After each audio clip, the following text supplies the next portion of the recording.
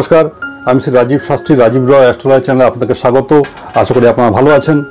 আপনারা জানেন সাপ্তাহিক রাশিফলের পাশাপাশি আমি কিন্তু মাসিক রাশিফলটা আপনাদেরকে একটা আগাম আন্দাজ দেওয়ার চেষ্টা করি। আমি আজকে এসেছি সেপ্টেম্বর মাস কন্যা রাশির যারা জাতক আছেন তাদের কেমন যাবে একটা আগাম আন্দাজ নিয়ে। ভিডিওটি সম্পূর্ণ দেখবেন। যদি ভালো লাগে তাহলে অবশ্যই লাইক, সাবস্ক্রাইব এবং শেয়ার করে চ্যানেলটিকে এগিয়ে নিয়ে যাবেন। কাজের জায়গা থেকে কন্যা রাশির যারা জাতক আছেন তাদের কিন্তু মাসের প্রথম দিকটি কিন্তু যথেষ্টই শুভ। আপনার দশম ভাবের সঙ্গে কিন্তু বুধের একটি যোগাযোগের কারণে কিন্তু কাজের জায়গাটা আপনার যথেষ্ট সফলতা আসছে, সাকসেস অবশ্যম্ভাবী। এটা নিয়ে কোনো টেনশন বা দুশ্চিন্তার কিছু নেই। যে কোনো কাজ করার ক্ষেত্রে আপনি দেখবেন আপনি নিজস্ব বুদ্ধি এবং উদ্ভাবনী যে ক্ষমতা নিজের, সেটা কাজে লাগিয়ে কিন্তু আপনি অনেক দূর এগিয়ে যেতে পারবেন। আপনার যে কর্মের জায়গাটা সেখানে কিন্তু এই সপ্তাহে আপনার যথেষ্ট কর্মব্যস্ততা বাড়বে এবং তার থেকে কিন্তু একটা পরিশ্রমের একটা বোধ তৈরি হতে পারে। যাই হোক, এর ফলাফল কিন্তু আপনি পাবেন। তবে 23 তারিখের পর থেকে কিন্তু আপনার যে অফিস বা কর্মস্থান সেখানে কিন্তু আপনার সাকসেস আর বেশি। এবং এই সময়টা আপনার কাজের জন্য আপনি কিন্তু আপনার সিনিয়র যারা আছেন কর্মস্থলে, উচ্চপদস্থ যারা আপনার বস আছেন তাদের কাছে কিন্তু আপনি প্রশংসিত হবেন। আপনার 6th হাউসের যিনি লর্ড আছেন তিনি কিন্তু বকরি অবস্থায় সারা মাস 6th ইয়েতেই আসবে। তাতে কিন্তু আপনার কাজের চাপ, পরিশ্রম কিন্তু অনেকটাই বেড়ে যাবে। কখনো কখনো মনে হবে আমি প্রচুর পরিশ্রম করছি, তার থেকে কিন্তু আপনার মনে কিন্তু একটা ক্লান্তিবোধ আসতেই পারে, কিন্তু এটাকে অবহেলা করা যাবে না। এর ফলাফল কিন্তু আপনি পাবেন এবং উচ্চ মহল থেকে কিন্তু আপনি সাপোর্ট পাবেন। তবে রবির সঙ্গে কিন্তু দ্বাদশভাবে একটি যোগাযোগের কারণে কিন্তু আপনার কথাবার্তার ক্ষেত্রে একটু লাগাম দেওয়া জরুরি। সেক্ষেত্রে ভুল উগ্র কোনো কথাবার্তা কারোর সঙ্গে বললে সেটা কিন্তু আপনার বিরুদ্ধেই যাবে। যারা ব্যবসা করছেন তাদের জন্য কিন্তু খুব একটা খারাপ খবর নেই, ভালো খবরই আছে। 7th হাউসে যিনি লর্ড আছেন তিনি কিন্তু 9th হাউসে সারা মাস ধরেই কম বেশি থাকবেন এবং তার ফলে কিন্তু আপনার ব্যবসার জায়গাটা যথেষ্ট উন্নতি হবে। তবে 7th হাউসে রাহু মহারাজের একটি যোগাযোগের জন্য কিন্তু একটা উত্থান পতন একটা ফিলিংস মনের মধ্যে আপনার হতে থাকবে। যাক, বিব্রত বোধ করা কিছু নেই। আপনার কিন্তু ব্যবসার জায়গা থেকে কিন্তু ঠিক মতো মন দিয়ে যদি আপনি ব্যবসায় লেগে থাকেন তাহলে কিন্তু সেপ্টেম্বর মাসটি আপনার জন্য যথেষ্টই ভালো। তার জন্য এটি পরামর্শ দেওয়া হচ্ছে যে কোনো সিদ্ধান্ত নেওয়ার আগে একটু আগু পাছু চিন্তাভাবনা করে নেবেন, কেন রাহু মহারাজের সঙ্গে 7th হাউসে একটা যোগাযোগের কারণে কিন্তু খুব ভালো লাভ হতে পারে এবং খুব ব্যাপক ক্ষয়ক্ষতি হতে পারে। সুতরাং ব্যবসায়ীদের জন্য এই মাসটি খুব সাবধানে সিদ্ধান্ত নিতে বলা হচ্ছে। মাসের শুরুতে শুক্র সপ্তমভাবে অবস্থান করবে, তার জন্য কিন্তু আপনি কিছুটা সাপোর্ট পাবেন। কিন্তু এই যে বললাম, রাহু মহারাজের জন্য কিন্তু খুব উন্নতি হতে পারে বা খুব ক্ষতি হতে পারে। সুতরাং সিদ্ধান্ত নেওয়ার ক্ষেত্রে, ডিসিশন টেকিং এর ক্ষেত্রে কিন্তু একটু মন দিয়ে সেটা আপনার নিতে হবে। বুধের সঙ্গে 11th হাউসে যোগাযোগের কারণে কিন্তু সারা মাস ধরে আপনার আয়ের জায়গায় কোনো সমস্যা নেই, এটা আমি আগেই বলেছি। উপার্জন যথেষ্ট ভালো হবে। কিন্তু 12th হাউসের সঙ্গে রবির যোগাযোগের কারণে কিন্তু আপনার ব্যয়টা কিন্তু যথেষ্ট বাড়বে। সুতরাং এটা বলা হচ্ছে মাসের প্রথম দিকে কিন্তু আপনাকে একটু ব্যয় সংকোচের দিকে কিন্তু যথেষ্ট মন দিতে হবে। 4 সেপ্টেম্বর পরে আপনার যে রাশি অধিপতি আছেন তিনি কিন্তু দ্বাদশ ভাবের সঙ্গে যুক্ত হবেন।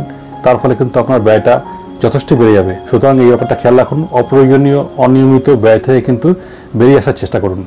23 সেপ্টেম্বর পর থেকে কিন্তু বুধের সঙ্গে কন্যা রাশি একটি যোগাযোগের কারণে কিন্তু আপনার ব্যয়ের ব্যাপারটা একটু কমে যাবে। তবে আয়ের ব্যাপারটা সারা মাসে কিন্তু একই থাকবে। সুতরাং খরচকে নিয়ন্ত্রণ রাখুন। মোট কথায় মাসের প্রথম থেকে দ্বিতীয়ার্ধের দিকে কিন্তু সেভিংসটা একটু ঠিকঠাক হবে। এই মাসটি কিন্তু আপনাদের হেলথ নিয়ে খুব একটা সমস্যা নেই। রাশি অধিপতির সঙ্গে কিন্তু আপনার একাদশভাবে একটু যোগাযোগের কারণে কিন্তু স্বাস্থ্য মোটামুটি ঠিকঠাকই থাকবে। তবে মাঝামাঝি সময়ে কিন্তু আপনার চোখ, কান, গলা, নাক এই ধরনের জায়গা কিন্তু কিছু একটা সমস্যা তৈরি হতে পারে। আর আপনার শরীরে হাড় সংক্রান্ত বোন সংক্রান্ত কিছু সমস্যা তৈরি হতে পারে এবং মঙ্গলের প্রভাবের জন্য কিন্তু আপনার এই মাসটায় মাঝে মধ্যে কিন্তু একটা উত্তেজনাবোধ তৈরি হতে পারে। সুতরাং এই উত্তেজনাকে নিয়ন্ত্রণ করুন, পারলে মেডিটেশন করুন, একটু এক্সারসাইজ করুন, তাহলে কিন্তু সবটা মিলিয়ে আপনি ভালোই থাকবেন।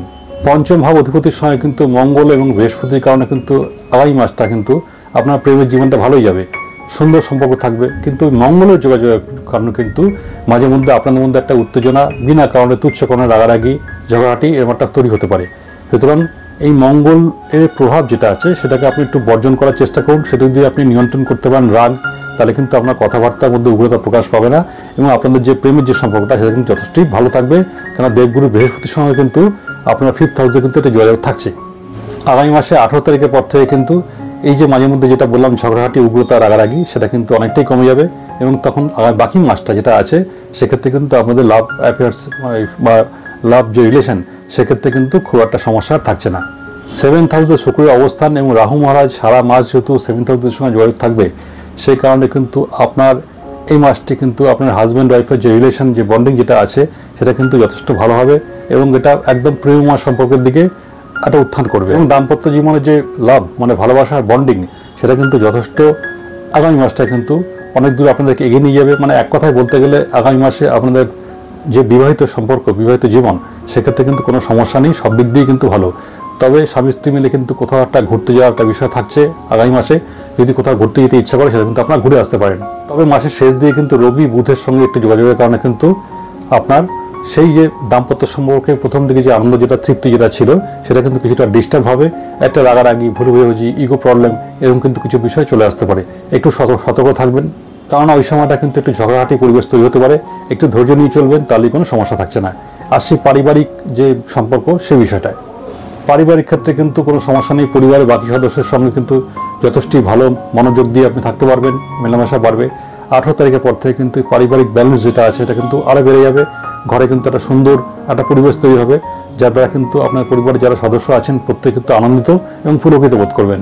এবং আপনার গৃহ পরিবেশে এতটা শান্তি বিরাজমান করবে, বাড়িতে কিন্তু একটা ভালো কোনো অনুষ্ঠান হওয়া বিচিত্র নয়। বাড়িতে কোনো সদস্য যদি কোনো বিয়ের বিষয়ে কথাবার্তা বিগত দিনে চলতে থাকে, তাহলে কিন্তু আগামী মাসে সেই বিষয়টা কিন্তু একটা নতুন দিকে এগিয়ে যেতে চলেছে। বাড়িতে ছোট ভাই বোন যদি থাকে, তাদের কাছ থেকে কিন্তু আপনি যথেষ্ট সাপোর্ট পাবেন, তাদের ভালোবাসা পাবেন এবং তাদের কথাবার্তা শুনে কিন্তু আপনার চলতে ইচ্ছা করবেন, সেটা আপনি করবেন। বিশেষ করে বাড়িতে যদি কোনো ছোট ভাই বা বোন থাকে, তার দ্বারা কিন্তু আগামী মাসে কিন্তু আপনি উপকৃত হতে চলেছেন। তাহলে বন্ধুরা, সেপ্টেম্বর মাস কোন রাশি জাতক জাতিকাদের কেমন যাবে, আমি একটা আগাম আন্দাজ দেওয়ার চেষ্টা করলাম। যদি আমার ভিডিওটি ভালো লাগে, তাহলে অবশ্যই লাইক, সাবস্ক্রাইব এবং শেয়ার করে এগিয়ে নিয়ে যাবেন। ভালো থাকবেন।